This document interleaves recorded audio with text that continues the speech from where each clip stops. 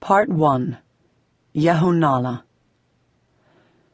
It was April in the city of Peking, the 4th month of the solar year of 1852, the 3rd month of the moon year, the 208th year of the Manchu, the great Qing dynasty. Spring was late, and the northern winds, carrying their load of fine yellow sand from the Gobi Desert, blew cold as winter over the housetops. Sand drifted down into the streets, sand whirled in eddies and filtered through doors and windows. It silted into corners and lay upon tables and chairs and in the crevices of garments.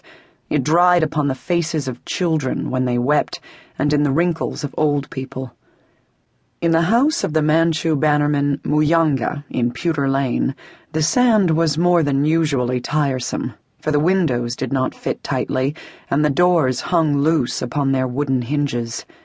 On this particular morning, Orchid, his niece and the eldest child of his dead brother, was wakened by the noise of wind and creaking wood. She sat up in the large Chinese bed she shared with her younger sister, and frowned when she saw the sand lying upon the red quilt like tinted snow. In a moment she crept out softly from the bedclothes, so that she might not awaken the sleeper. Under her bare feet she felt the sand on the floor and sighed. Only yesterday she had swept the house clean, and all was to be swept again as soon as the wind died. She was a handsome girl, this Orchid, seeming taller than she was because she was slender and held herself erect. Her features were strong, but not coarse, her nose straight, her eyebrows clear, her mouth well-shaped and not too small. Her great beauty lay in her eyes. They were long and large and exceedingly clear, the black and white pure and separate. Yet such beauty might have been meaningless except for the natural spirit and intelligence that informed her entire being, although she was still very young. She was self-controlled, her strength apparent in the smoothness of her movements and the calm of her manner. In the sand-gray light of the morning she dressed herself swiftly and noiselessly, and putting aside the blue cotton curtains that served as a door, she went into the main room, and from that into the small kitchen adjoining it. Steam rose from the large iron cauldron set into the earthen stove. "Luma," so she greeted the serving woman, "you are early this morning."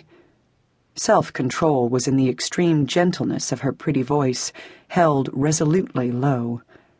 From behind the stove a cracked voice replied, "I could not sleep, young mistress. What shall we do when you leave us?" Orchid smiled. "The Emperor's dowager mother may not choose me. My cousin Sakota is far more beautiful than I am." She looked behind the stove. Luma was crouched there, feeding wisps of dried grass into the fire, making the most of every blade of the scanty fuel. "You will be chosen." The old woman's tone was definite and sad, and emerging at this moment from behind the stove, she looked desolate, a small, hunchbacked Chinese, her blue cotton garments faded and patched, her bound feet stumps, her face shrunken into a net of brown wrinkles outlined with pale sand. Sand lay on her gray hair and frosted her eyebrows and the edge of her upper lip. "This house cannot do without you," she moaned. "Second sister will not so much as sew a seam because you have always done everything for her.